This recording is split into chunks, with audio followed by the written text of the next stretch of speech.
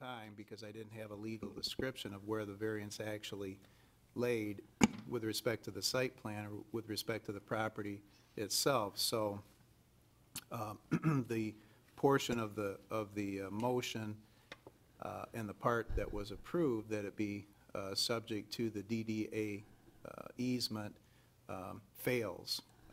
And now we have the final prong of their request, and that is to reduce the number of parking spaces, and the parking spaces are shown in green on Exhibit 3 that was presented to you tonight.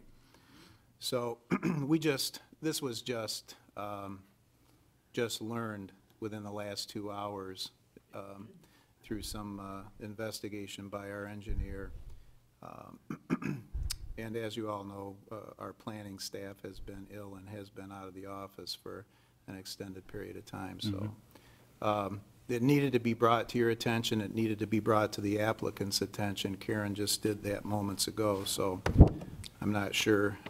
Certainly they haven't had time to give it a thoughtful response, but I'm sure they'll have something to say about it this evening. So. Okay. Okay? This does not impact the loading and unloading and the trash enclosure portion of their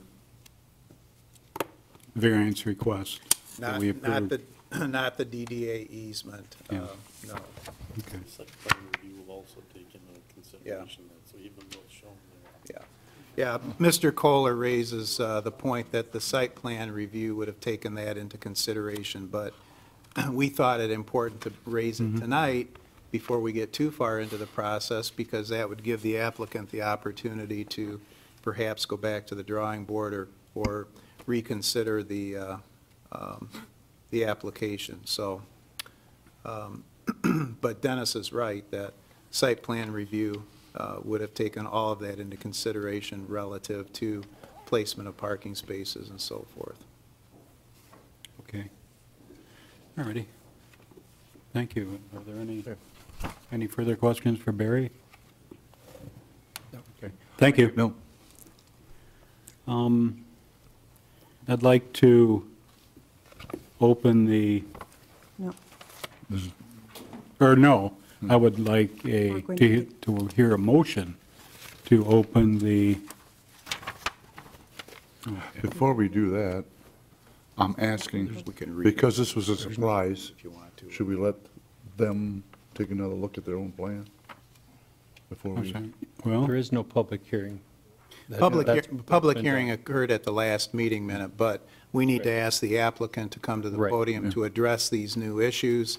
And we apologize for the lateness of the notice to you, but it's their time now to address the board Right. with respect to their request. okay. Mr. Chair, could I just go over, they did amend their plan, reduce the size of the building, and I would like to at least present that so the applicant can speak to that. But Okay. the plan was amended that you received in your packet. Unless the applicant would prefer to. Sure, I can go through it. Okay. The applicant has chose to go through that himself.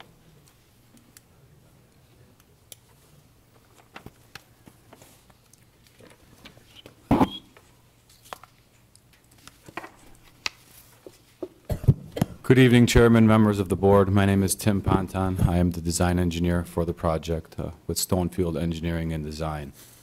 Sorry that I missed the last meeting, but I did have the opportunity to watch the tape and listen to all the different concerns that your board had. And when my client and I met after your meeting, he gave us some pretty clear direction, and that was he wants to make sure that we're doing the right thing here.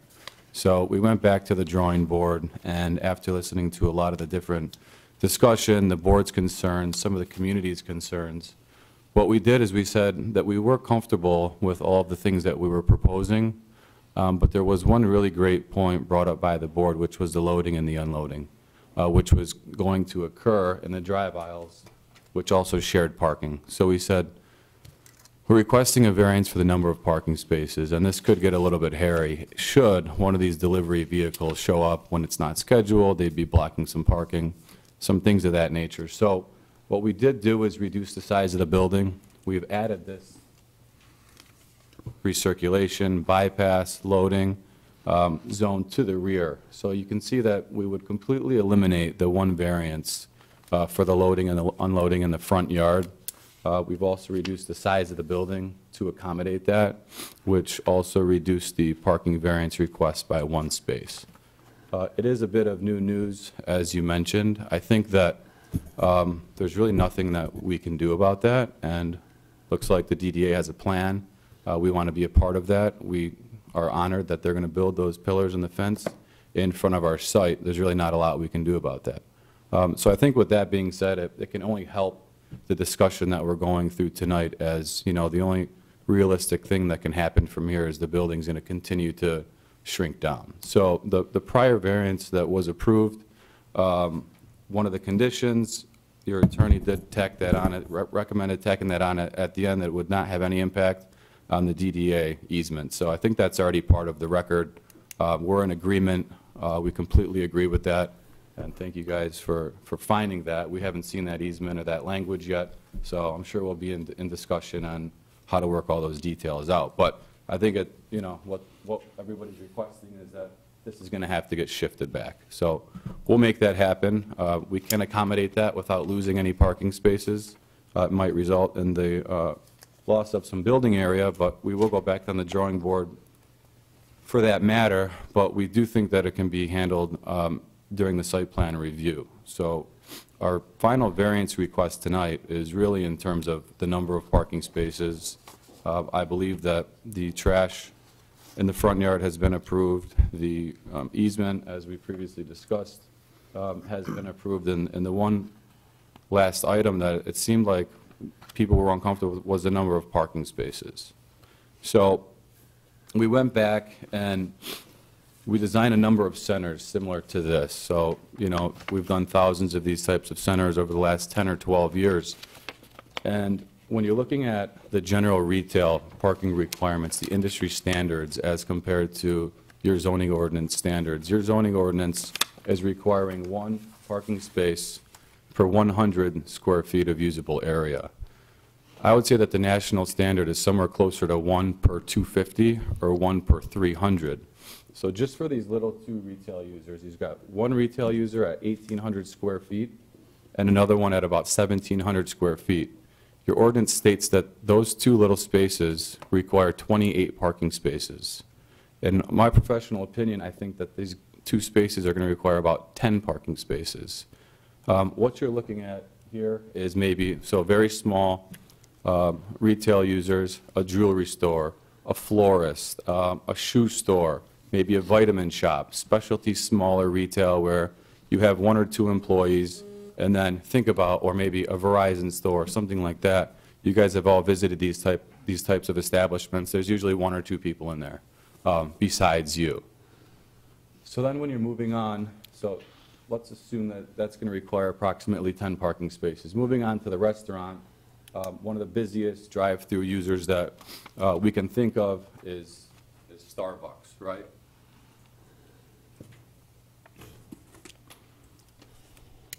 This here is Starbucks National. This is their prototypical layout for what they would love to see on a site. This right here is even for a freestanding store. They are willing to go lower for inline users. And you can see that this plan has 17 spaces, 10 here with 7 additional spaces aside from the building. So if we tack on 17 spaces, got 10 in the middle, approximately 17 on the end, we're at 27 spaces, I'm sorry. And then if you assume for the other restaurant space another 17 spaces, now we're at 44, which is exactly the number that we propose. So keep in mind that all these requirements also are accounted for if these were freestanding buildings, single users. We do have the luxury of accounting for some shared parking when you're looking at this. And when you're reading a lot of the shared parking studies, they really focus on 2 things. One is the time of day, right? So you've got Starbucks here, let's assume. You've got a jewelry store here, a phone store here, and a sandwich shop at the other end. When you're looking at time of day, these are all peak requirements too. So you're talking about Saturdays typically and then December. Outside of that, there's going to be zero issues here from a parking standpoint at all, ever. Even in your peak, when you're looking at it, from a time of day standpoint, Starbucks is busy in the morning. They're not busy on the weekends. Retail users are busier on the weekends. And then, depending on how this plays out, a lot of times in these scenarios, if this ends up being a coffee user, a morning user, the other restaurant is not going to be a competitor to that. You just don't see them in the same small centers like this. So it kind of monitors itself. The second part of this is internal capture when reading shared parking analysis. What the internal capture says is that approximately 20% on a center this size of these people will not be additional trips, they'll be shared trips.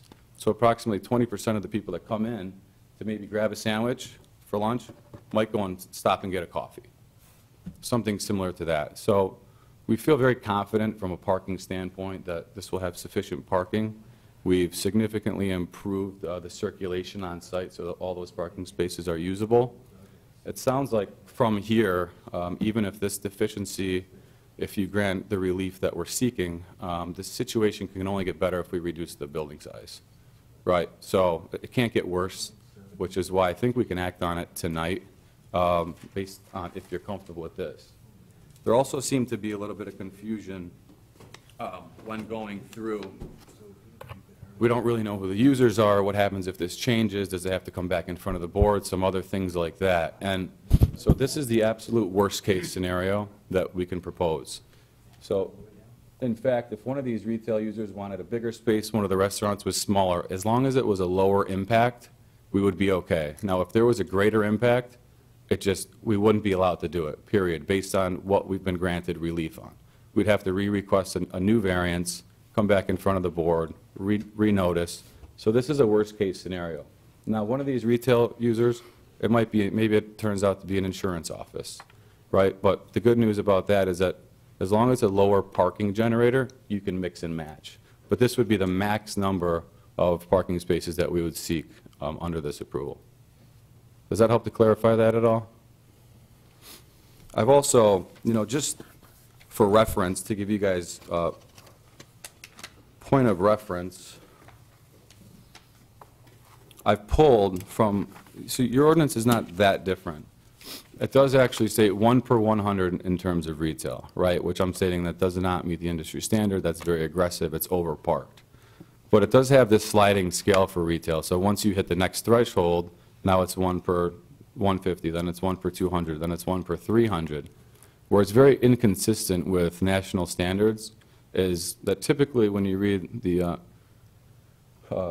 transportation engineering manuals and everything else, it says as the retail gets smaller, the parking demand is less. Your ordinance is kind of backwards in that as the retail spaces gets larger, the parking demand gets less.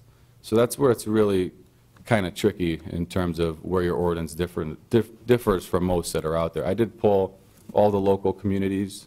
They're all somewhere around 1 per 250 to 1 per 300 as well, if that clarifies anything for you guys. Okay. Do any of the board members have any questions for the applicant? Yes. Well, it's not for the applicant, but the easement is taking away 12 parking spots. Am I counting that right? So if I could just address that real quick. The easement currently goes through these 12 parking Yes. spots. So what we would have to do is we wouldn't lose those parking spaces, but we might lose some building area. So we'd have to squeeze this whole thing in a little bit, right? So these parking spaces would still be there, but they would just be like 7 feet. They'd be 7 feet further away from the building to provide the proper green belt. Moving the parking out of the easement. Just moving the parking out of the easement. Right. So, in theory, we would have the same number of parking spaces in the slightly smaller building.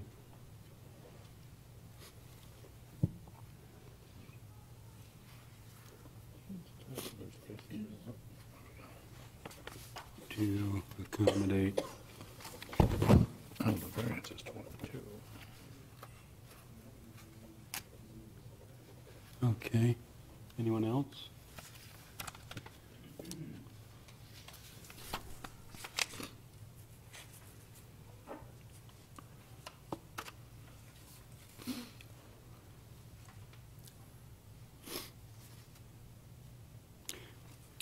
So even if you're able to, say you're able to reduce the building size, still end up with the same number of parking spaces, but still, our ordinance requires 65.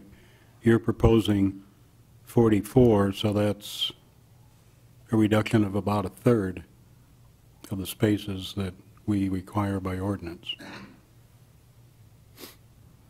A reduction or a variance of 21 spaces.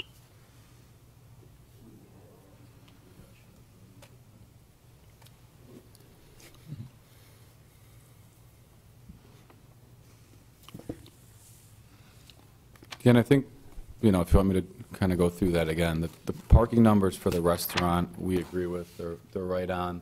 It's just a retail number. There's no reason to have 28 spaces for those 2 little retail users. It's just, it's going to be a sea of asphalt, additional parking that's not required.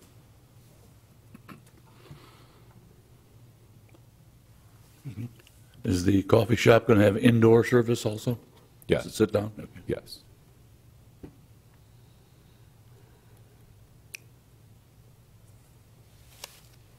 Last month, there was a concern presented about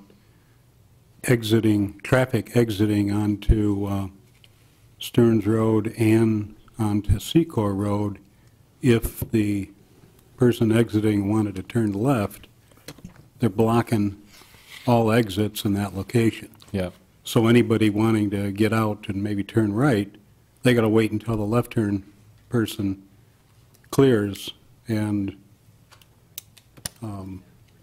We've a lot of reviewed, traffic there. yeah, it's a So good there point. wasn't any, I'm asking, was that considered, and you folks decided that one lane is still good enough? No, it's not that. It's just, at this point, in the design and where we're at in the process, we're just coming in front of your honorable board to try to get these variance relief. We haven't gone through a full design in terms of a plan set, like a 13-page construction drawing set, but what I can tell you is that we met with the county and we did talk about access with the county. I think ultimately they're going to dictate what they want to see here based on different counties and different reviewers. Some people might think that that's a safer movement in terms of having the 2 lanes of exit, and some people might think that's actually more dangerous turning movement. But we're going to let the county dictate what they want to see there. If ultimately that's what they want to see, then we're more than willing to provide that.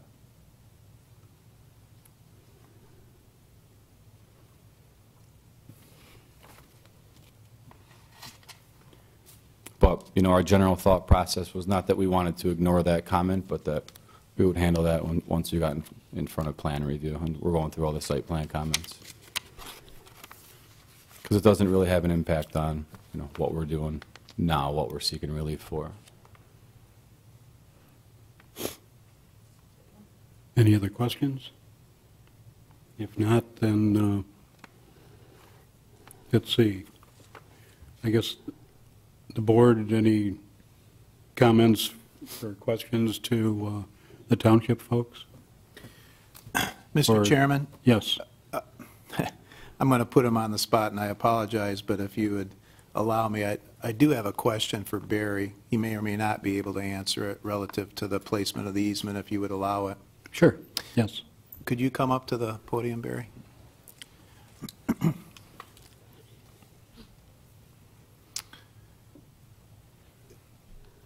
You may not have had time to examine this, but back in 1999, when the Road Commission acquired an expanded highway easement for this intersection, variances were granted to each of the property owners that voluntarily entered into an easement agreement with the Monroe County Road Commission. And when you took a look at the DDA easements, will this proposal, as it's presented here before us today, in any way encroach with the expanded highway easements at the intersection of Stearns and Secor, or are we back far enough so that it won't interfere with those easements? We might be, because of the DDA easements, which seem to be, at least on Secor, farther to the east than maybe what the highway easement would be anyhow. Along Secor Road, we shouldn't have any issue. The DDA easement abuts the existing 33-foot right-of-way. Okay. So that should not have an impact. And along Stearns, there's more width in there, and that should have no impact on their site plan as it's currently drawn. Okay, thank you. That makes me feel better. Okay. Not that anybody cares, but it makes me feel better. Thank you, Barry, for making Phil feel better. Okay, if there's no other questions, I'll wait for a motion from one of the board members. Keep in mind, Board, too, that, and I express no opinion one way or the other as to how you decide this application that's before you this evening, but keep in mind that, as the applicant stated, and it's absolutely accurate, that this site is still subject to site plan review and approval by our Planning Commission, and I would encourage you that any motion made, if you elect to make a motion to approve the application that's before you this evening, that you make it subject to site plan approval, and also, like we did last time, make it subject to no encroachment into the area of the DDA easements, so that the wall that's going to be constructed through the TAP grant and otherwise can be constructed in such a manner that there will be sufficient area there so that minimize any impacts with automobiles, like Barry stated, with respect to the setback and so forth. So just make it, if you're going to do it, make it subject to those things. And the reason I asked Barry those questions is I didn't want us to have another problem down the road by granting a variance that might somehow encroach into a highway easement or another easement that is there and has been there for quite some time that we may have all forgotten about, since it's back 18 years ago when that was initially done. But it sounds like we're good with that, and it makes sense because the DDA easement is, as Barry stated, it's contiguous to and with respect to Secor Road, farther to the east anyhow. So that, I think that covers that issue. I'll be quiet now and let you do your work. Okay, thank you, Phil.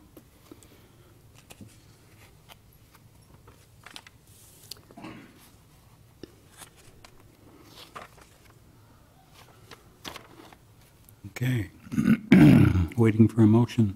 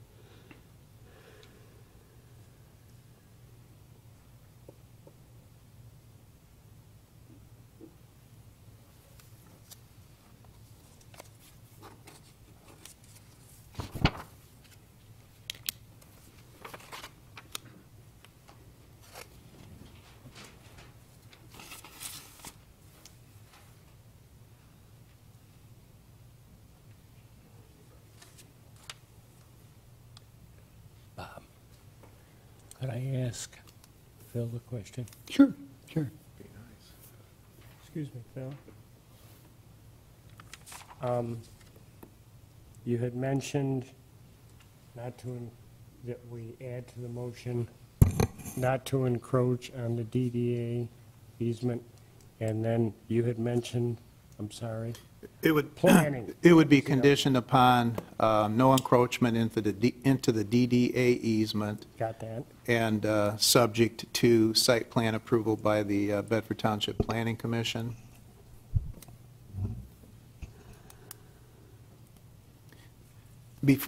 Could I ask the applicant a question, Mr. Chairman? Yes. Probably not going to like this, but, and this was discussed at the, and approved, actually, subject to site plan approval at the last meeting, but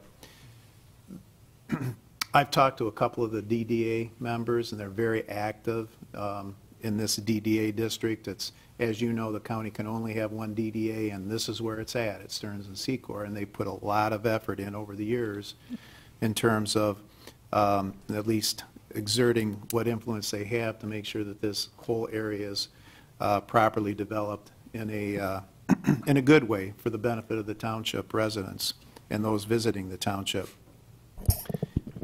With respect to this variance that you're in front of the board tonight, is there, and because of the way you've changed or altered the site plan, is there a possibility that the refuse area could be shifted? And I say this because I've heard objections from the DDA members to the, perhaps to the east and south of the property. Is there any area there now that has been maybe opened up because of an adjustment to the overall site plan or proposed site plan?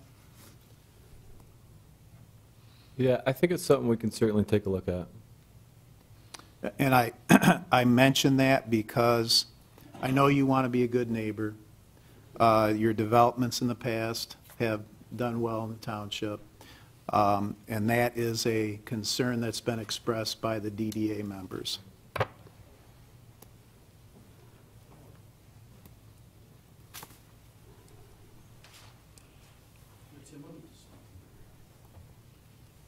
Could I speak for a moment? Joseph Paluzzi with Veris Development. We're the developers, obviously, and we were before you a month ago. I mentioned this briefly, and I'm going to just reiterate. We take great pride in what we do. And as you well know, and I'll say it again, we've got a great stake in this community with what we've developed on the north side of this property. And we've cooperated with the DDA for a long time. We were very willing to work with them along all of our frontage in front of O'Reilly, in front of Walgreen, and in front of the bank, and in front of Taco Bell. So we're very familiar with it. And back to our request here for this last variance this evening on the parking, the only thing I would ask that you consider is that this is what we do for a living. This is what we take great pride in. If we develop this project and we don't service our customers properly, we fail. And I think if you look across the street, you'll see that that's done as well as you could do it. So I stand before you this evening with great pride, and I know that this project is designed correctly now that we've reduced the gross leasable area and we've incorporated this circulation and loading area where we don't infringe on additional parking. Because when I left here, I'm thinking to myself, points that were made were very, very true. If there's a delivery truck that invades on 4 or 5 spaces, even for 10 minutes, that's a potential issue. So we need to, our customers are the tenants that ultimately go into this building. We need to service them properly. And if we don't, we fail. And then long-term, our project fails, and we've done a disservice to everyone, including the community. So I would just ask respectfully that you rely on, the intelligence that we have. And as Tim articulated, this is something that we feel very comfortable with. The parking calculations are not just, something that we just grab out of the air and say, oh, it'll work. If it doesn't work, we got a big problem and a big investment, so we can't fail. Thank you.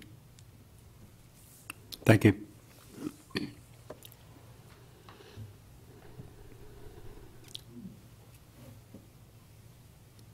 Mr. Chairman, Yes. I think Mr. Bushman would like to make a statement.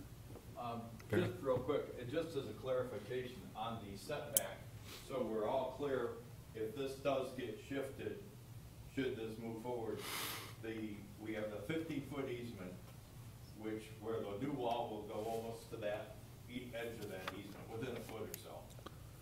And we'd like to make sure that whatever motion on the setback from that we would have about 5 feet beyond that, so vehicles parking in that area would not encroach.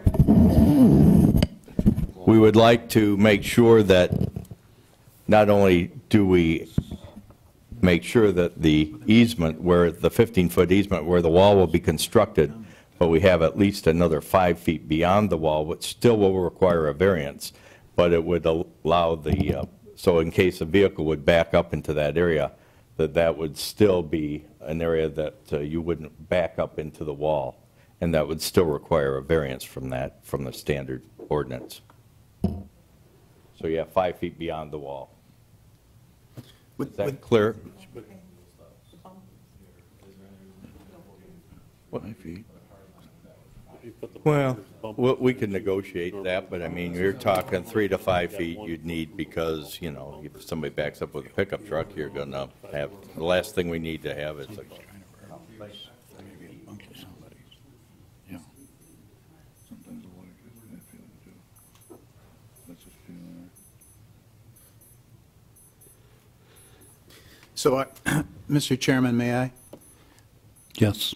So, if I understood you correctly, from where the wall is, you would need an additional 5 feet to the east as a setback from the wall? Yes. And would that be within the easement area? No, that would not be within the easement area. Okay. So that would need to be a condition that this board would attach to an approval of the variance.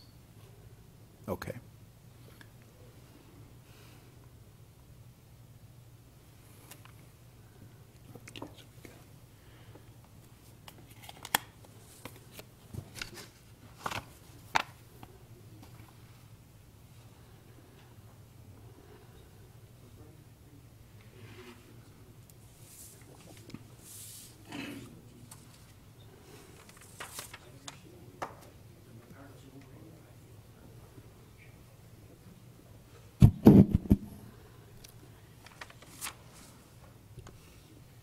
I guess just in terms of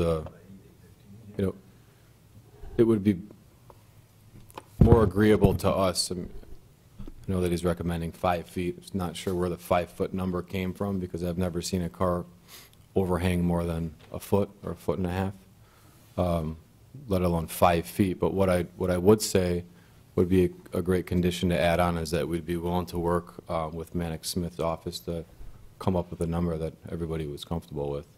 We do provide parking blocks there, so by the time a tire hit a parking block, it would be very challenging for it to run into the fence, let alone one of the brick pillars. But we understand your point. We certainly don't want anybody running into the fence or the wall either, and we do think there's a need for a buffer, but I just believe 5 feet's a little excessive with the parking blocks that we have. Yeah, I think Barry was referring to the possibility of somebody backing in to the space, so there is more overhang in the rear of many cars. A pickup truck, Especially for pickup example. Especially a pickup truck. Yes. But, okay.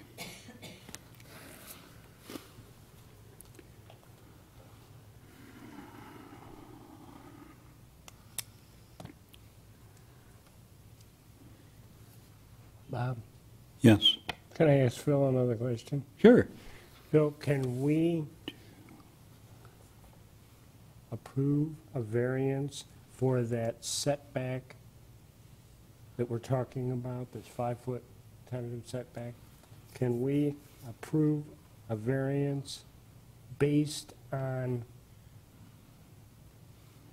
confirmation between the applicant and Mannix Smith what the appropriate distance would be without attaching a number, a measurement?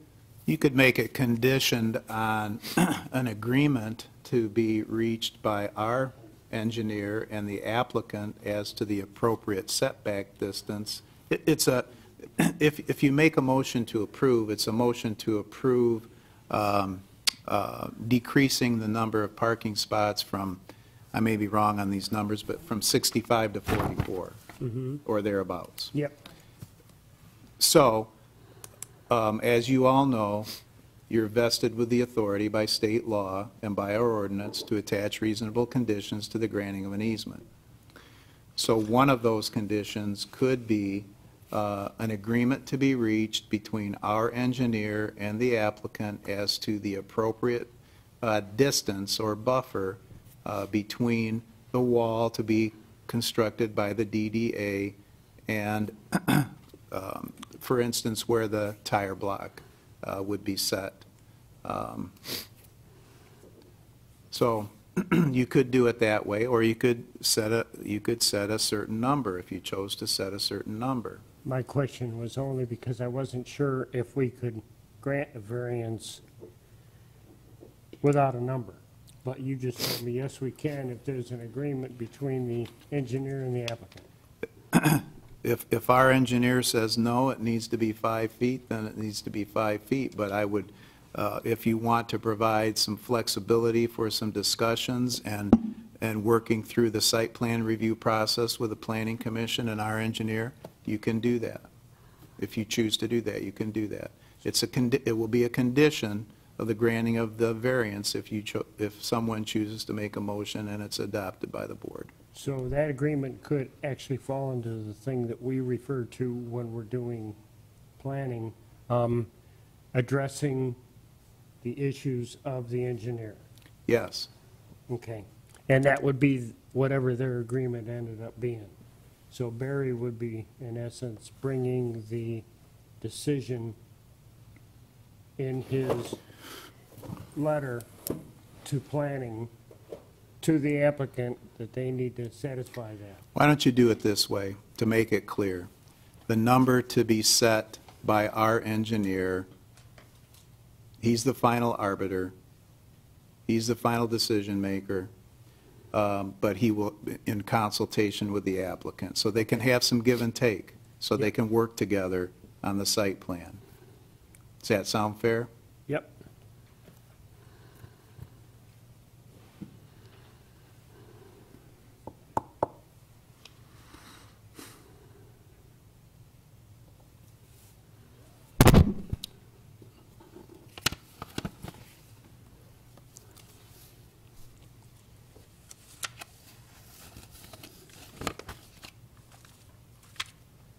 Since I asked all the questions, if I can expect some help from the board, I'll see what I can do about this, Okay, Tom. putting a motion together. All right, I would like to make a motion. Let me get the numbers on this real quick.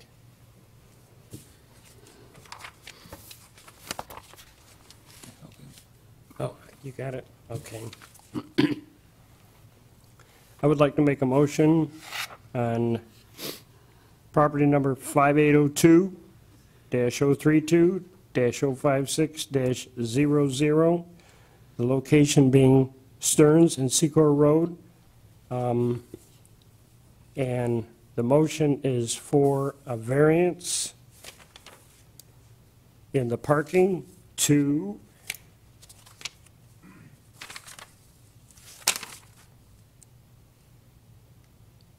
44. 44 spots. That's a 21 car variance. Pardon me? 21 car variance. 21 car variance equals your 44. Yep, I'm helping you. okay. So what were we saying about 21? 21 is the actual variance you're granting if you Thanks. give them 44. Thank you, yes.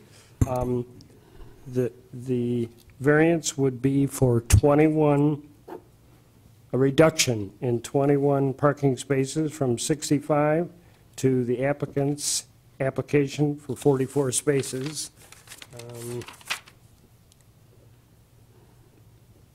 Also based on the easement along Secor and Stearns Road, where the DDA has determined they will be putting brick columns and a wall.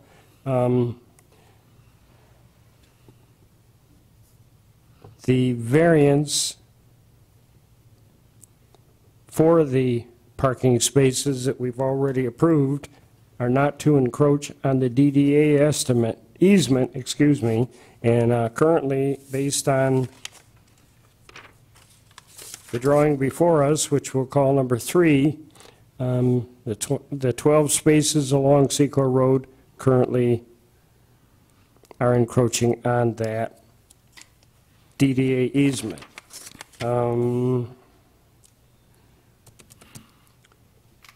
The engineer has requested that a variance be issued for a distance from the brick wall to the parking blocks so that vehicles pulling in or backing in are not going to damage the wall.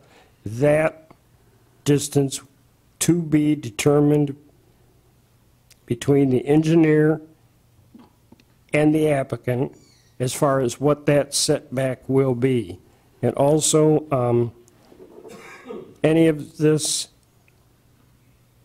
variances that have been suggested by me will go to planning, obviously, and will be subject to site plan approval. Yes, no, additions, subtractions, corrections? Do we need a practical difficulty?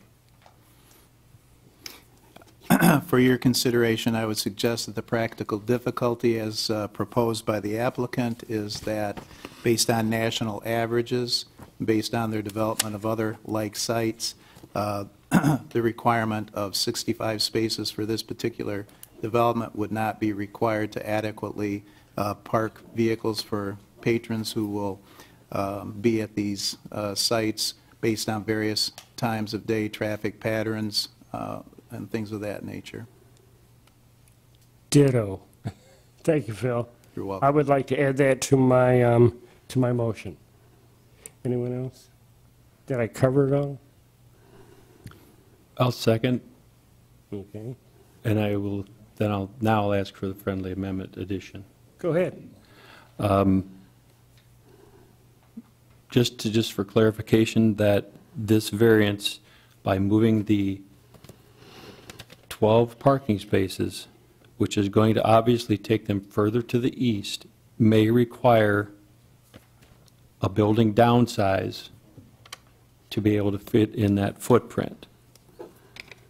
It is also suggested that the applicant take another look at the trash bin area potentially being relocated to maybe the southeast or another corner to the west, away from the front of the building. Now, let me ask you this, Rick. You used the word, "it is suggested." Is this a high demand on our part, or is it something that we would hope they would consider? They said they would consider looking at it. I'm not going to make it a demand because they have approved, or not approved, they have presented from previous. This is their facade for their trash area, so I'm okay with that. But at least I would like them to look at the potential to move that, and it may even help them do something different within the layout of that building. Well, my thought was also, for your consideration, is possibly if that surround on the dumpster is similar to the picture that you have, maybe it could be coordinated with the look and style of the DDA's wall and brick column. I mean, they're brick columns and fencing or whatever they're going to have, so they would at least tie together if they're going to be out in plain sight. Just a suggestion, It's a good suggestion. We'll do our best. okay? In all fairness to the applicant, that part of the variance was granted at the last meeting, and you're right, it's a suggestion only. The board acted to grant it, made a suggestion, they can review it in site plan review, and I'm sure that they'll take a look at it. That's But why I it's a said suggestion. only. If it works, it works. If it doesn't, they do already have approval. Yep, okay. Mr. Chair, if I may. The number of spots is 13 and not 12, just wanted to make that clarification. So the references to along the 12 parking front? spaces is 13. Along Secor. Yeah. Okay, so make a friendly amendment to correct that statement to 13 along Secor instead of Yep, 12. instead of Thank 12. I have a question. You were talking about them varying the size of the building?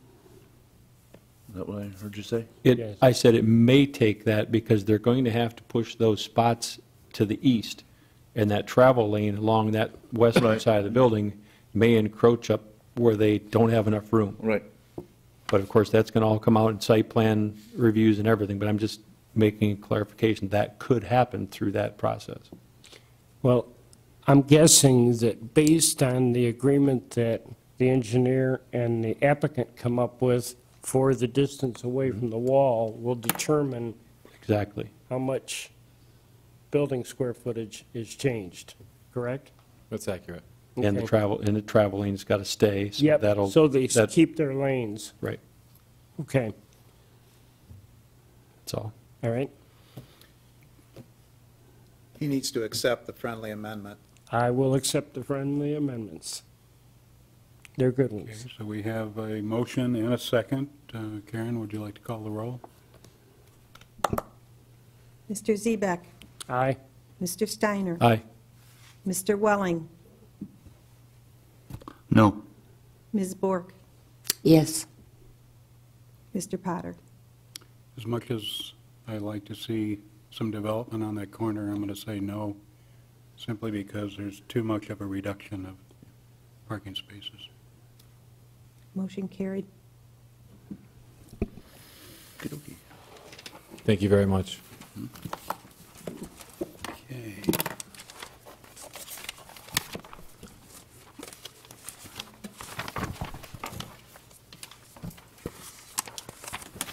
Okay. Shifting over to new business, I'd like to hear a motion to open the public hearing regarding the appeal of Robert and Tiffany Glenn. I move we open up the open hearing. Yes. For Support. Bob and Tiffany? Okay, we have a motion and a support. All in favor? Aye. Opposed? Okay. Karen, would you like to read the analysis prepared for this variance request? Yes. The applicant, is Robert and Tiffany Glenn. The variance location is a vacant parcel located on Samaria Road, east of Jackman Road. It consists of 1.601 plus or minus acres with 80 feet of frontage on Samaria Road, and is zoned R2B, single-family residential. It is also located within the Samaria Village Overlay District and meets the requirements of the zoning ordinance. The applicant has stated the intent is to build a 48-foot by 72-foot, which is a 3,456 square foot accessory building, to include a covered porch, 336 square feet in area, on a vacant parcel to provide for storage of the recreational equipment and vehicles. The applicant owns a parcel with an existing home to the west located at 10676 Jackman Road and is agriculturally zoned. It is directly adjacent to the subject parcel where the land combination is not feasible without a rezoning of at least one of the parcels. The applicant had submitted a previous request to seek a variance on the agricultural zone district parcel to be able to move forward with the rezoning request, but has since withdrawn that application. In speaking with the Planning and Building Departments, the applicant has determined this request is a better option to fit his needs and use of both properties while maintaining the intent of the master plan in the Samaria Village Overlay District. Per Section 400.1903 accessory building table, in an R2B single-family residential zoning district, a parcel with more than 1.5 acres states that the cumulative and maximum square footage of an accessory building shall not exceed 3,000 square feet, shall be no more than 16 feet in height, requires a 15-foot from any building and 10 feet from all side and rear property lines, and is permitted a total number of 3 buildings. Also, per Section 400.1903 accessory building table, no accessory building in any zoning district can be placed on a vacant lot or parcel. The applicant has submitted a site plan while the proposed location of the accessory building meets the setback requirements. The accessory building constructed on a vacant parcel is not permitted by ordinance. The accessory building, including the covered porch area, exceeds allowable square footage area and the proposed height permitted. Thus, a 972 square foot area variance, a 4-foot height variance, and a variance to allow construction of an accessory building on a vacant parcel is required. The applicant has stated in the submitted letter, should the variance request be granted, he would agree to a combination restriction agreement with the township. The master plan designates the subject parcel village center and the existing home site as agricultural preservation. Should the variance request be granted, the variance required are a 792 square foot area variance, a 4-foot height variance, and a variance to allow an accessory building with a covered porch to be constructed on a vacant parcel. Thank you, Karen. Would the representative of the applicant wish to come to the podium, state name and address, and Hi, my name is Robert Glenn. My current address is 10676 Jackman Road. I'm here seeking the variances for the accessory building on a vacant parcel. you have anything to add to what Karen? No, this is to store our personal property in it, so it's not out in the weather and it isn't an eyesore for our neighbors. Okay. The main reason for the height variance is due to us camping with a fifth wheel, and that will allow us to get it inside the building and accommodate a 14-foot door to do that. Okay. Do any of the board have any questions for the applicant?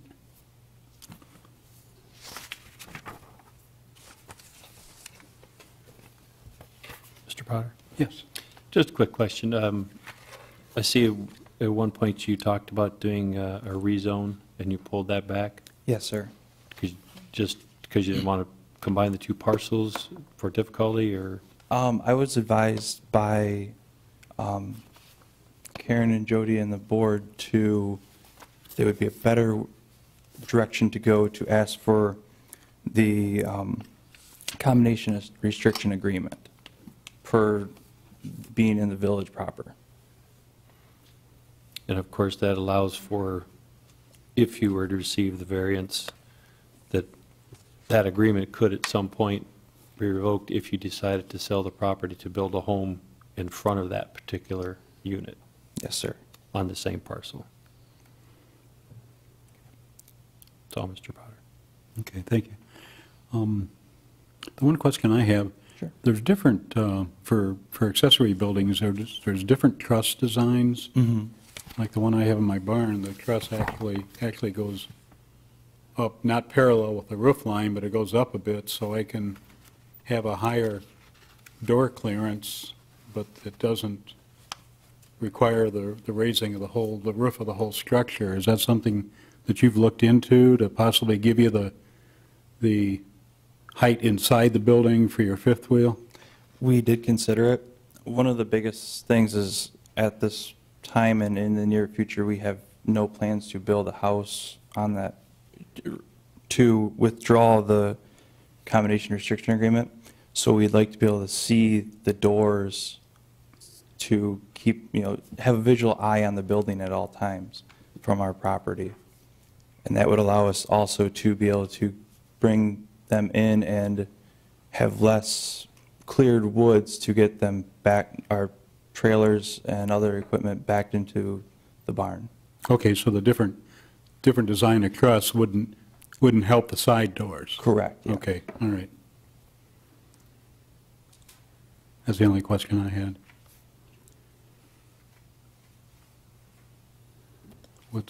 Yes, George? It's not for review, but nobody, no neighbors have written in or had a problem with what you were doing? We haven't received anything written, but we have had some comments, and once we open it up to the public, we may hear some comments. Okay, I just wanted to say anything right. Thank you. Okay. I have one question. Is a building that tall shed allowed in a residential district, Dennis?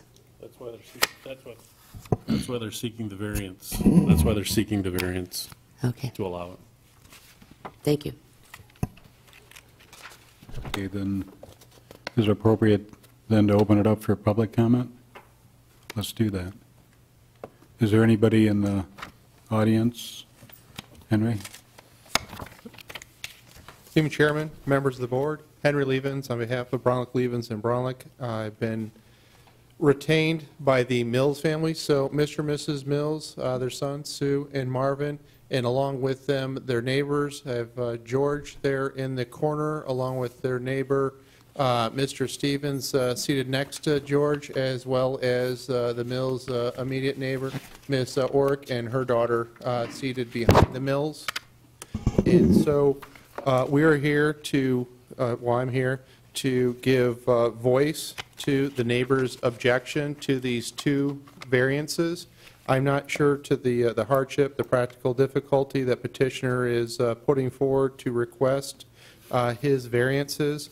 I presume that that would be in the application, so without putting much time into that consideration, I would just mention in speaking with my clients, their neighbors' concerns, that if the board here today were inclined to adopt these or to authorize these variances, that think of a couple of things in doing so.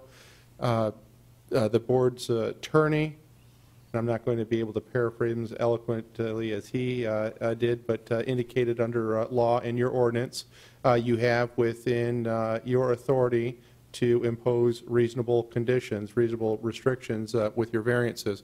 So before I get to that, I have a couple visual aids, if I may. Ms. Mills, first, if you could show. The Mills have been residents on Jackman Road for near a quarter of a century. The first is the face of their lovely home. That's their home as it faces Jackman Road. The next picture is their easterly view. And now this is the view that would face the proposed variance. And it's a dim photo. It was taken recently. Of course, we don't have the sunny days of summer. Right now, we got a little bit more of the wintry gloom. Those of us that love the four seasons are enjoying them now, of course. So these are the two photos. The first one of the Mills home. The second, their view of the backyard. The first thing that I would comment, I'm sure before you, is a sketch, a drawing of the Glenn family request. They're asking for their accessory building on this vacant parcel not to line up with their property, 10676, but to essentially locate itself immediately to the east of the Mills family, 10650. The first thing that Mr. Mills is shared with me is that's a intermittent wetland, so that area in the springtime or in occasions of increased rainfall is underwater. So any kind of buildup there would probably, most likely, lead to a trespass by water. If it was raised up, that water would shed most likely to the back of the Mills property. And I should indicate, I don't think I did earlier when I introduced Ms. Orick and her daughter. They live at 10620, so the next property down. So if first, this board was inclined to adopt a variance allowing for this accessory building to go in on this vacant parcel, we would first respectfully request that it be located at the northernly most portion it could, or essentially 10 foot within the northern line there, so it would be adjacent to petitioner's home and backyard. And in fact, in his comments, he indicated some of the design that he was requesting is so he could keep eyes on, I believe, the doors, and speaking to him prior to this meeting, indicated that that isn't something that he rejects out of hand. Next, we would request that the size of this accessory building be kept within the spirit of Section 1903, I believe it is, which is that 3,000 square foot. I'm not sure if it was the chairman or Mr. Welling who indicated a design that would permit his fifth wheel, but that it be kept within that size. So that way, the Mills family, the Ork family, wouldn't have all of the blocking of light and air of a taller structure coming in behind their home that they have enjoyed for a quarter of a century. So these are the concerns that the neighbors have with these two variances. I think a reasonable request would be to keep, if the board was inclined to adopt the two variances, to first keep that accessory building within the spirit that the accessory buildings under R2 provide for 3,000 square foot, and impose a restriction that it be located immediately to the east in line with petitioner's home and lot lines, for the reason of there being a wetland there, and it essentially occupying it, the neighbor's view to the easterly space. Thank you. Okay. Now, you mentioned two variances, and there's actually three of them here, so I'm assuming, well, there's three variances that we'd be looking at. One is the 792 square foot area variance, the other is a 4-foot height variance, and then the third variance would be to allow an accessory building to be constructed on a vacant parcel. So let me clarify that point. So the height and size to be kept within the spirit of the ordinance as it presently is published. Okay. Are you including the 4-foot height also? 4-foot height and size. You don't want the 4-foot height on there. And if you don't mind, Commissioner Reed, 10 foot from the north line, Yes. 3,000 square feet, and as far east as I can go with it? Within, essentially, their lot line travels south 100 foot. Yep. So within that first 100 foot of the northerly portion of the vacant parcel in question is minimally agreeable to my clients and their neighbors.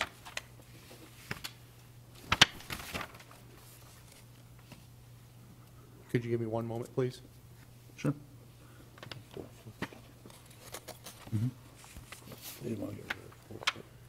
Height. But then they couldn't use the building.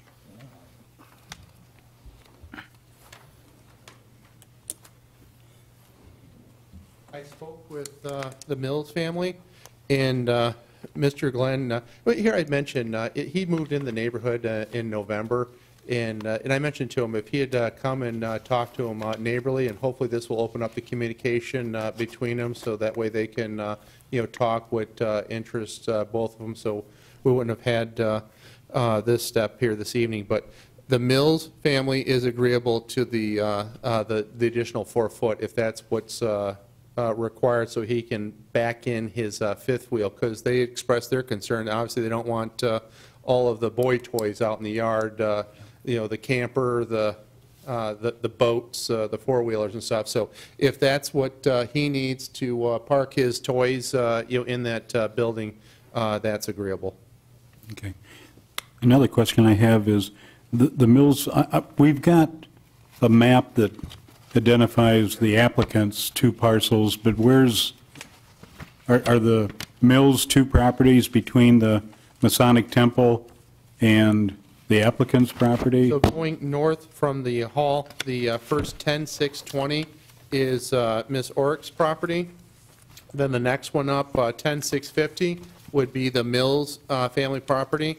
And then finally, the third one I have, the 1067, would be, of course, the petitioner family's properties. And these are all, as I have it before me, 100 by 264 in dimension.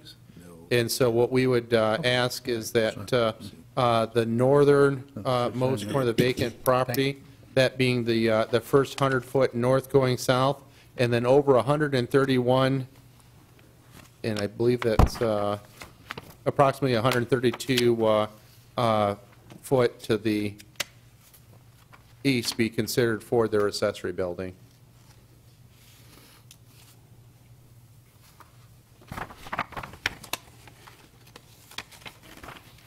And then Mr. Glenn did indicate that it was a practical difficulty for him to locate the drive from Jackman to the accessory building, apparently due to conditions on the land there and the location of his septic field. So the Mills, the neighbors don't have an issue with that driveway, just provided it doesn't become a parking lot for boats and RVs and things like that, that the items, I mean, that would be a separate consideration on down the road.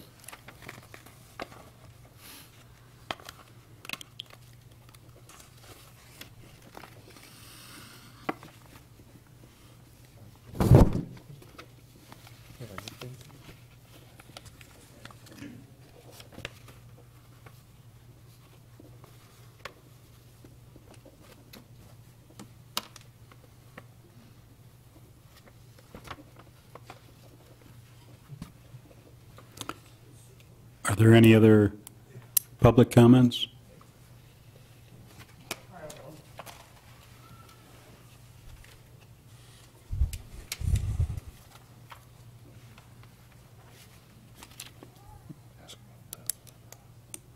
Evening, board members. My name is Charles Mahoney. I happen to be a member of Samaria Lodge number 438 that you're talking about up there, okay? And this young gentleman, he's bought that piece of property that runs parallel with ours. And apparently, I don't know whether he's going to put a road in there or not. It's none of my business.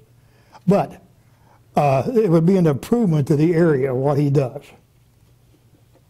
Okay, we have been in that lodge up there for many years.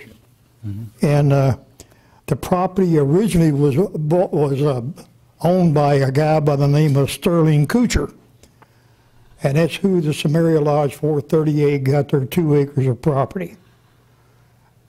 We are a nonprofit organization, okay? But we still pay taxes, just like everybody else does, okay? And I think that this young man is trying to improve the neighborhood out there, and I think he'll do a good job. He's trying to put stuff out of sight where people can't get to it. We are a country atmosphere out there, whether people realize it or not. It's not like downtown Lambertville. It's not like downtown Lambert or Temperance. And it's just, I think what he's trying to do is going to improve the neighborhood and everything like that. And I hope you grant him everything he needs. Thank you. Okay. Thank you. Is there anybody else? Yes. I would like to just add that I am willing to move the pole barn to the north. I don't want to put it all the way in the back corner because we were advised from the previous owners that that back corner does get wet. So I do not want to push any extra water out of the area by putting the pole barn in that very back corner. From the site plan, I have drawn it to the specs for the square footage away from the lot line, and I will be putting it as close to the easterly lot line as possible, per zoning. And I just do want to add in there that we can see the neighbor's property and outbuildings through that woods. So it is not extremely thick, so they will be losing, but it won't be all of it. We will make sure of that. We do want to make sure that we're very neighborly in all of this. So you're saying that you're willing to move the building to be located directly east or behind your home? We will move it, if not all of it. We're willing to move most of it behind our home. Okay. And we're willing to discuss that once those plans are finalized, once we know the square footage. I have a question. Yes. George? Karen, you have add trees for privacy along west side of property needed. Was that a suggestion? Was that the applicant's suggestion? That was the applicant's, the petitioner's suggestion that he added that add trees for privacy along west side of property if needed. That's on the submitted plot plan from the petitioner.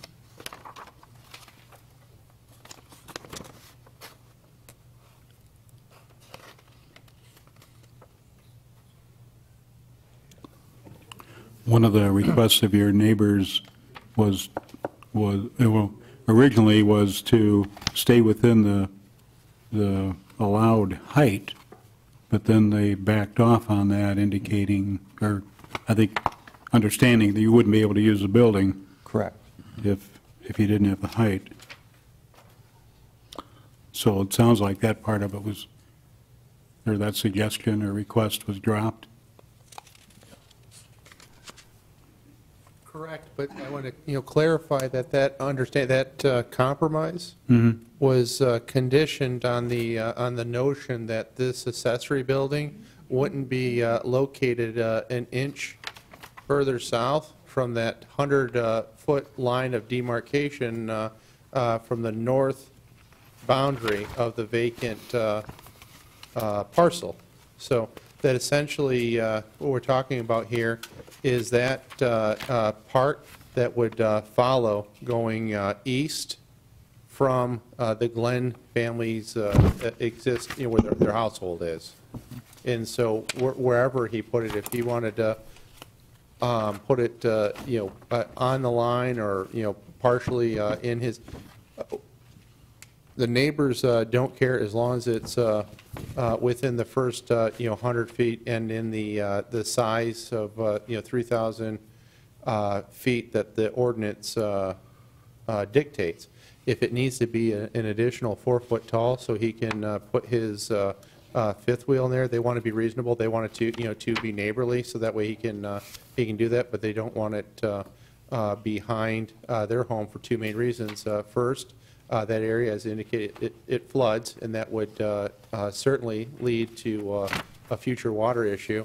And second, they don't want to look at the barn, candidly, this big barn behind their house, period. Okay, thank you. Mr. Chairman? Yes. Question for the applicant again.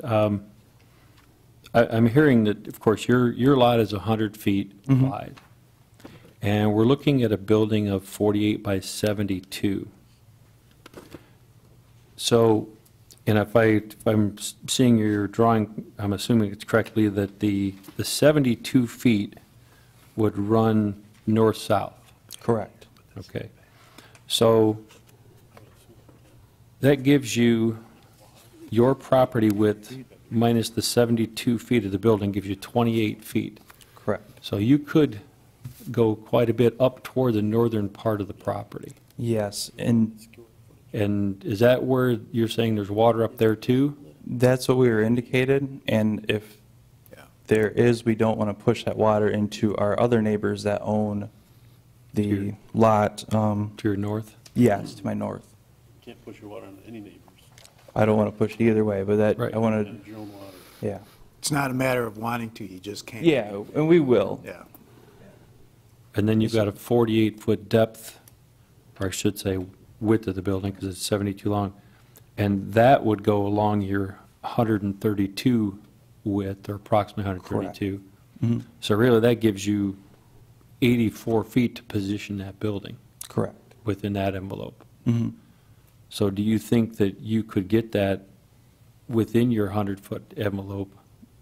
Because you got a lot of play going east and west with the building.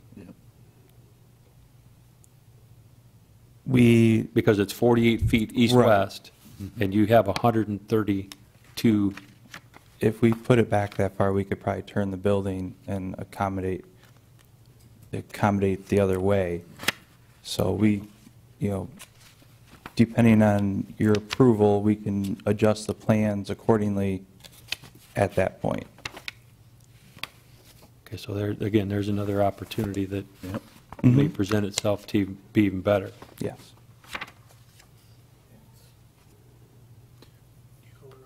Jim?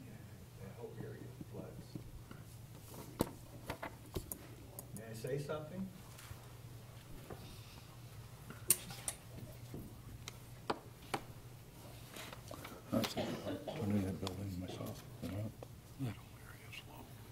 My name is Jim Stevens. I live across the road. The area they're talking about buying, he's talking about the water back there. The whole area floods every spring. I live across the road for it, and they're talking about a big development there. It won't perk.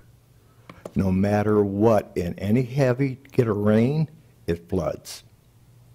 So if you're starting complaining, displacing water, every spring he's going to displace the water.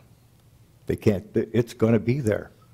And I think a lot of that water will be pushed to the west side of the lot, to the neighbors. It's a big building. It doesn't sound residential to me.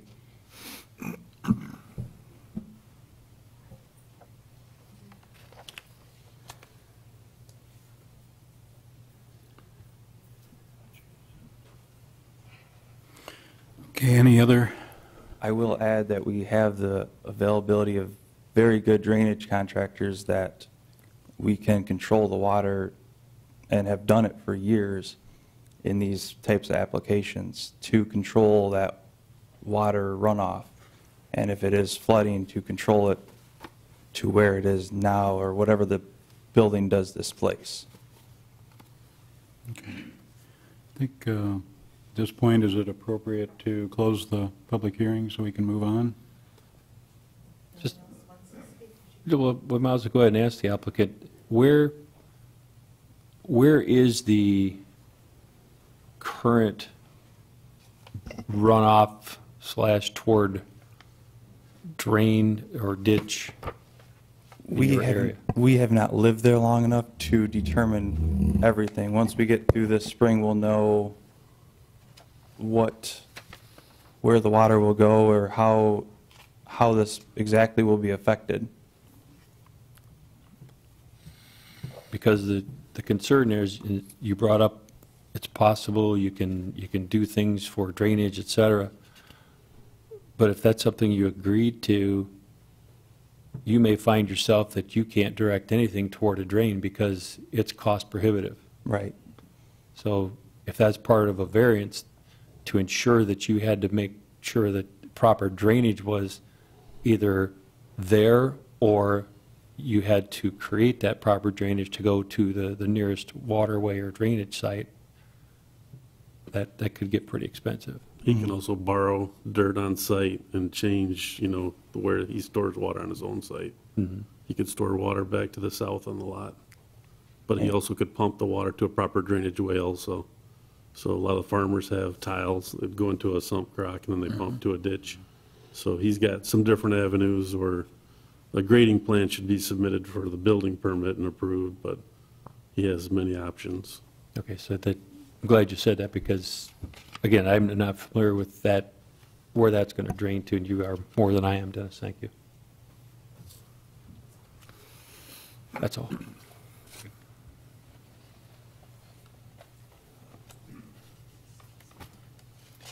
Close public hearing, discussion. Motion to close public hearing. Second. Okay, all in favor? Aye. Aye. Opposed? Okay, I have a question. yes. The large parcel back behind there, 5802-003-022, is that agriculturally zoned? Or is it? I'm sorry. This big parcel here, Karen, is it residential or ag? Oh, the Abels? Mhm. Pretty sure that's ag back there, Yeah. farming. To the east, Marianne? Mhm. It may be split zoned. All the properties along Samaria Road are residentially zoned, but that may have a split zoning because the subject parcel and the two parcels to the south, the two south of him, his home, are agriculturally zoned.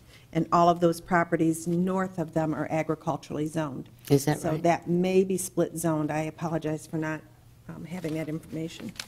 They're all prior legal non-conforming because they don't conform with our zoning ordinance relative to frontage Okay. and/or area. Okay.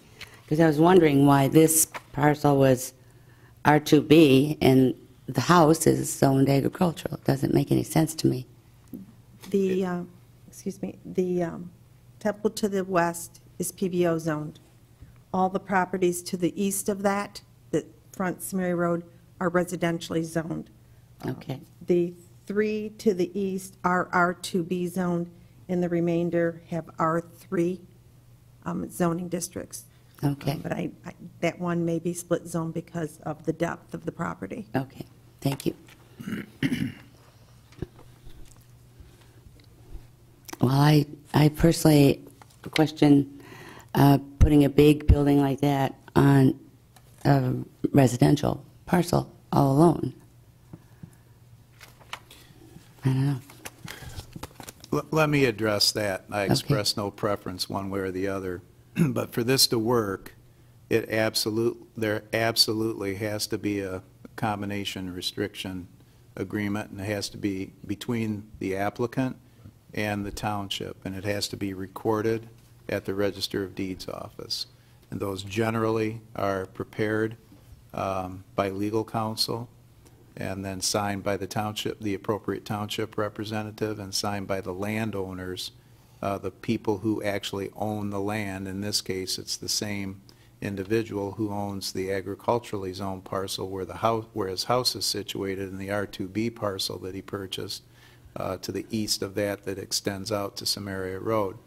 And so that combination restriction agreement will state that those two parcels are married, they're joined, and that they can't, and that agreement cannot be terminated except by approval of the township. And the only way that agreement, in my mind, would be terminated is if, in the future, the applicant or the owner of that parcel decided that he or someone else wanted to build a residential dwelling unit on that R2B. And accessory buildings are allowed in the R2B, Morton-type buildings, accessory buildings of that nature. It's not the residentially zoned district doesn't prevent them from existing in those areas, and they're plentiful in Bedford Township because people like to store campers and boats and things of that nature indoors. So, but it absolutely has to be that way. And the reason, the primary reason for that is the township doesn't like to join two different zoning classifications. So we weren't in favor of joining together or combining as one legal description an agriculturally zoned parcel, even though its primary use is residential in nature, and the R2B parcel. So it's been used many times in the township. It's effective if it's drawn properly, and it would be there in perpetuity or forever unless the township approved a termination of the agreement, and the only way the township would approve that is if a house was going to be built on that R2B parcel. So that's something that I would want you to state in a motion if you were inclined to grant the variance, that it absolutely be conditioned on an appropriate combination restriction agreement being drafted by council, signed and recorded at the Monroe County Register of Deeds office. Also, as our building official indicated, should absolutely be conditioned on a drainage or grading plan to be approved by the building official to hopefully ensure that there will be no surface water that will be cast off on adjacent parcels. That would be a violation of Michigan law. So an appropriate drainage plan based upon the conditions of the site would have to be implemented at the site. And as Dennis said, there are variables for that, and it could be done. Rick very appropriately pointed out that sometimes those can be expensive, so you have to weigh the options on that. One of the desires, it seems to me, that I heard tonight was of the neighbors is that they would like everything to be stored inside within the building. So if that building could be moved to the north, so it's to the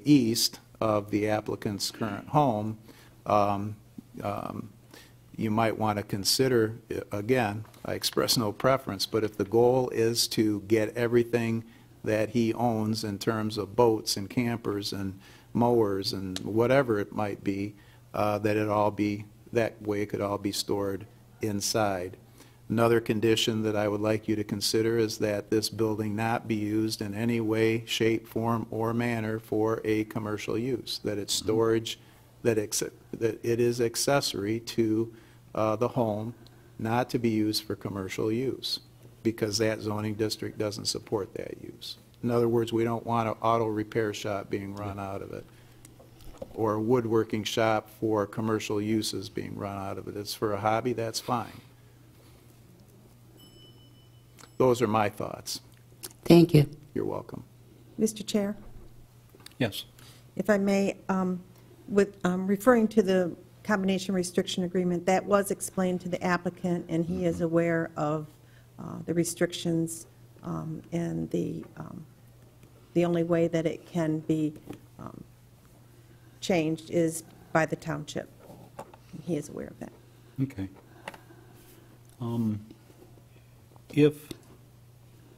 If the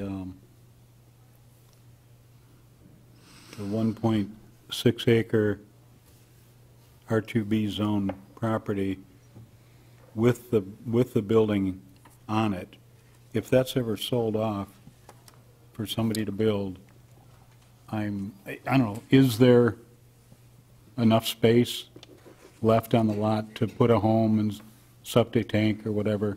Looks like it is, I just wanted to, okay, all right. Thank you.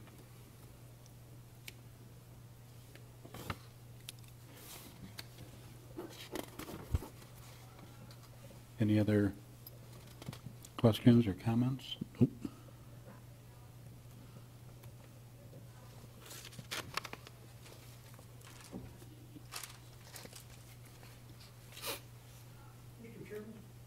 Yes. Yes, sure. Public hearing's closed. Oh, that's right. Public hearing's closed. Public hearings. I'm sorry, the public hearing's closed. Sorry, sir. Sir? Sir?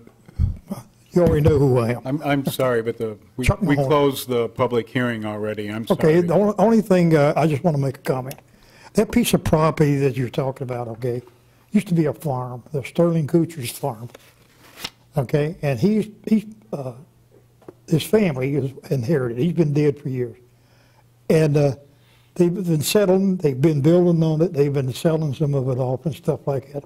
And this piece of property that you're talking about right now is part of the residual property that Sterling Kuchar had. It was his farm. And there's going to be all kinds of stuff you're going to find in it, you know, like in the woods you have back there. There used to be he ran cattle back here. And there's really not too much you can say about it, you know. It's land that somebody can utilize, okay? It does have some problems with it. Thank you.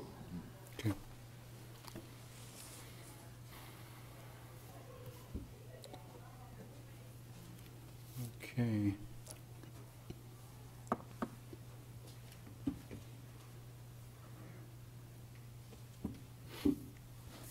The board's ready for a motion. I'm open for. Well, Phil, do we split this up into 3 different variances, or can it be all covered with one? This one can be covered by Okay, one motion. thank you. Excuse me. I'll try it. Just, just be careful to identify each of the requested variances within the same motion. Okay. Let me give it a try. Sure. Mr. Chairman, I'd like to move regarding the variances on property 5802, 003, 017-10.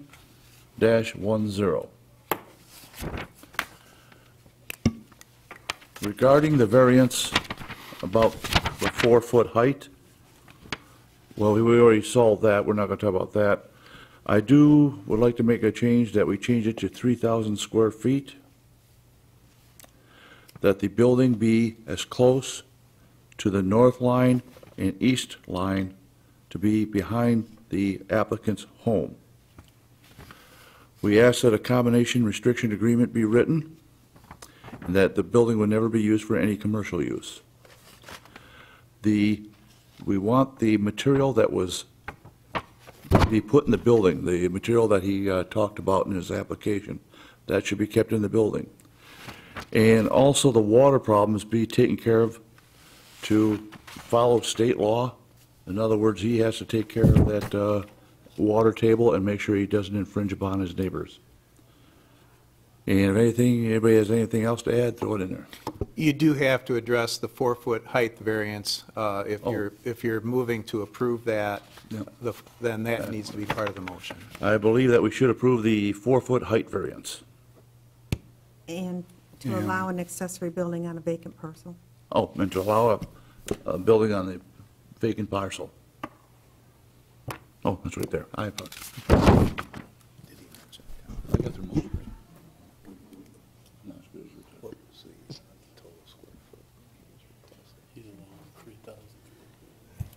Did you make any restrictions as to where it should be placed? As I said, as close to the north line, eastern line as possible, hopefully to put the building behind his home. Completely? Yes, if he can, by maybe turning it. Yeah. That's up to him.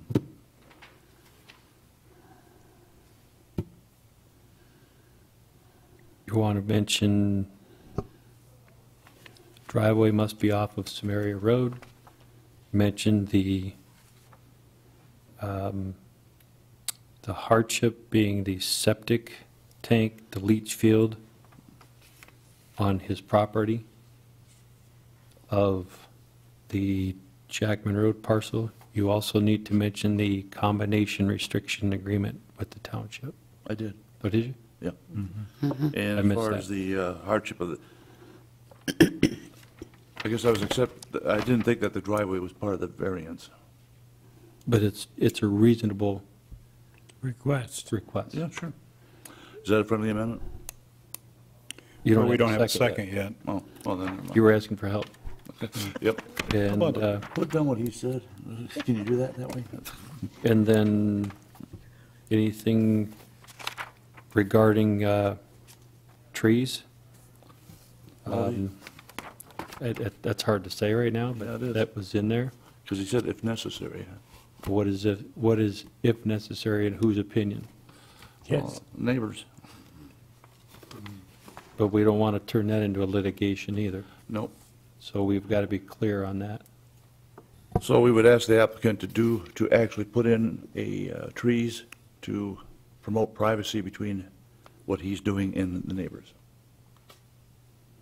And when he gets into But his, if the building's behind his house, do the trees go between the building and the Yeah, really, houses? Or that's he wants to see the door, Yep. right, you know, so it's, the trees were in case it was over behind their house that he Right. put Okay, trees I between the misunderstood building. that part. I thought he was trying to Okay. protect the neighbors. And if it is behind his house, I don't know if it's really necessary for that. okay, if it's truly in his 100 by 132 Yep. envelope. And Yeah. don't forget, no commercial use We got that of the already. property. Oh, you do? Yeah. Okay. And I would like you to put in there that you talked about just parking inside, but I would just say no outside storage of any apparatus of any kind, period. Everything must be stored inside. Anything that's on that parcel with that barn or pole barn, whatever.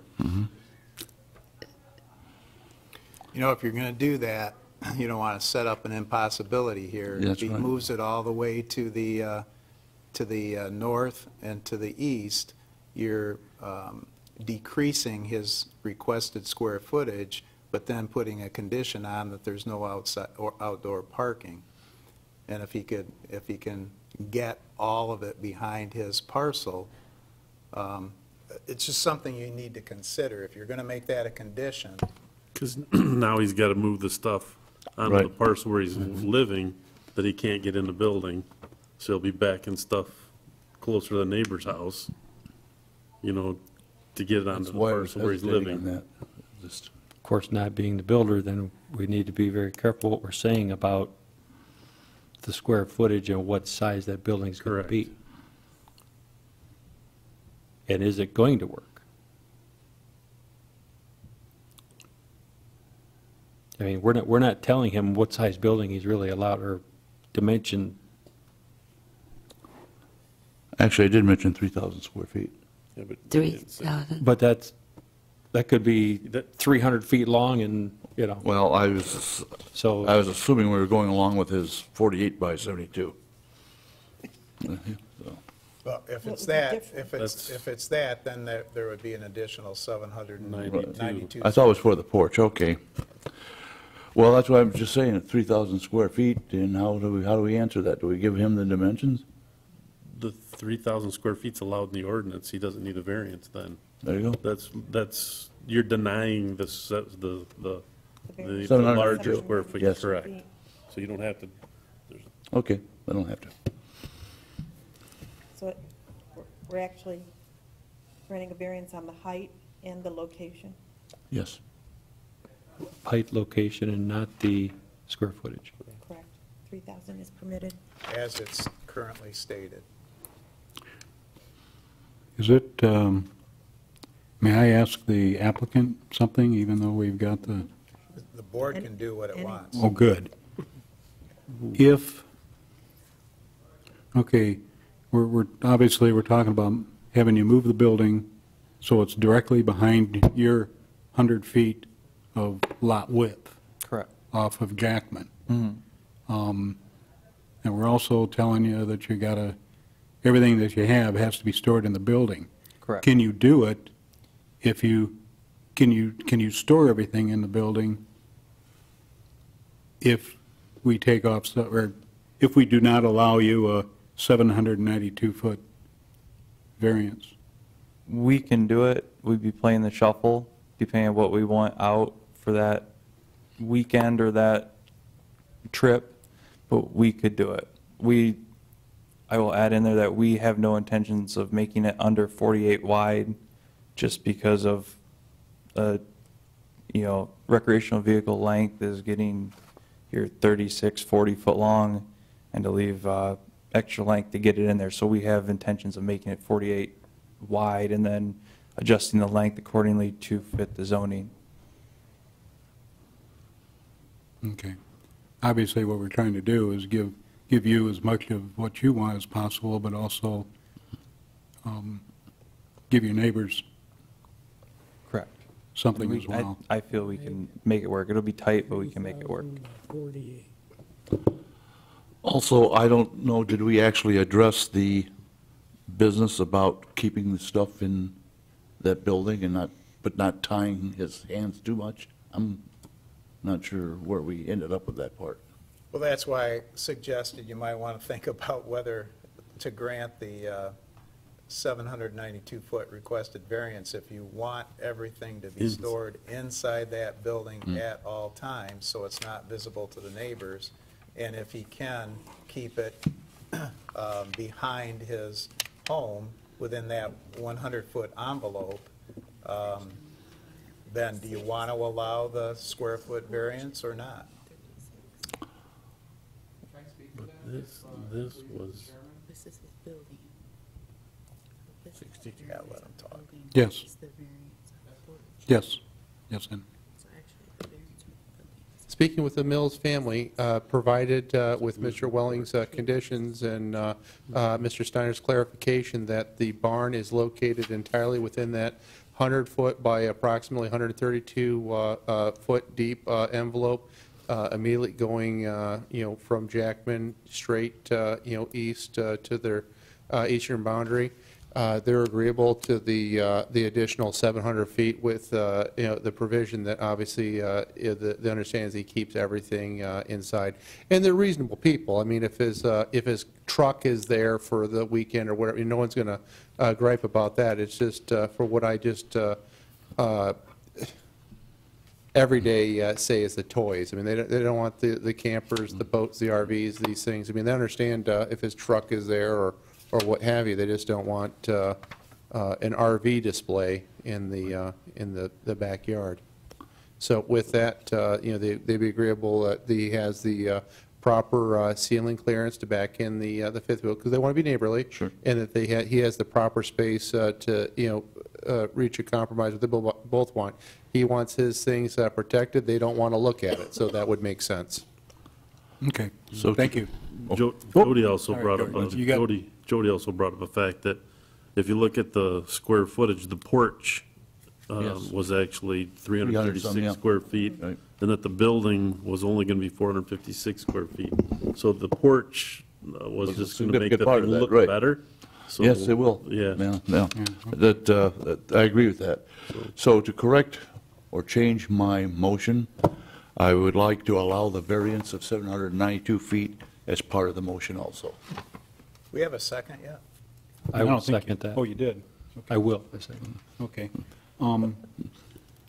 Took long enough. And just a comment, and you may find that the applicant, once he gets into his site plan and his grading plan, he may decide, however he's got to place that barn, he may decide that he only wants to use 400 or 500 square feet of that variance.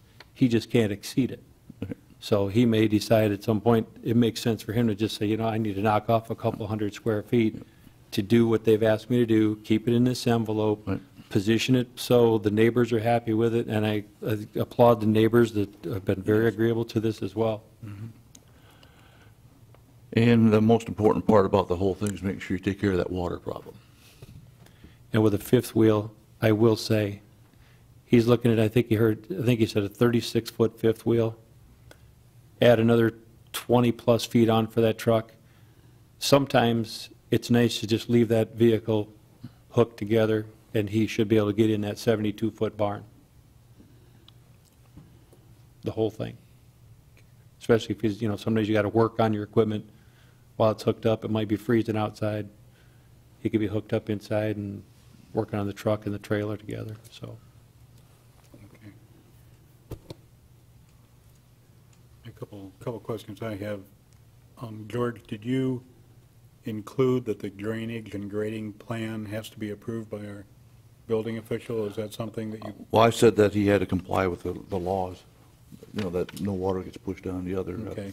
That And also, absolutely has to be done in every yeah, case. okay, I just want to make sure. Yep, good. And then also, that, did you include in there that the proposed driveway from the building out to 151, Yep. that does not become a parking lot for additional, No, I didn't bring that up about a parking lot. okay. Well, maybe that's covered by the Everything's condition stored of everything inside. being stored inside? Yep. Okay, all righty.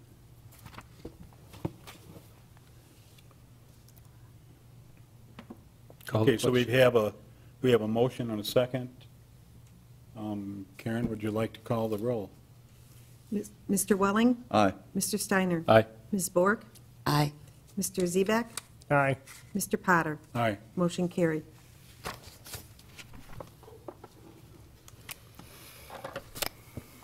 Okay.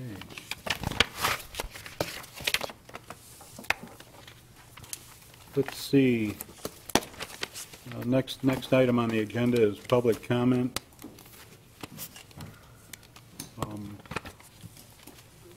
Meeting's open for any additional public comment that we haven't heard already. Hearing none. Next item would be board and staff comments. We'll start with Mary Ann. I have nothing. Just nice to see people that want to spend their dollars and stay right here in Bedford. I applaud that. And again, this goes to show that just talking it out with your neighbors, Yep. it really helps. It really works. Not always, but it sure helps. That's all. Okay, that's basically the comment I wanted to make, that it's nice that we seem to have some agreement. Not everything is agreed, but we got some agreement between the applicant and neighbors. George? I will remind people again that if they want to see this meeting or any other township meeting, they can go to YouTube and go to Bedford Township Government Center and you'll have a list of all the meetings that we've produced since December. Thank you. Nothing? Nothing. I got nothing. Bill? Nothing. Karen? I would like to thank Mary Ann for filling in on such short notice. We found out around noon today Wow. that Jake was not going to be able to make it, and Mary Ann was kind enough to fill in this evening. So, thank you to Mary Yes, Ann. thank You're you, welcome. Mary Ann. Thank you. Nice to have you. Nice to see you again. You too. Yeah. Okay, I will call the meeting adjourned. Jody, I'll give you your envelope back.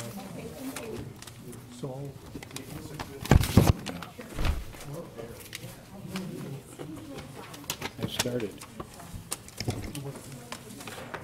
Your motion was better than mine. Wow.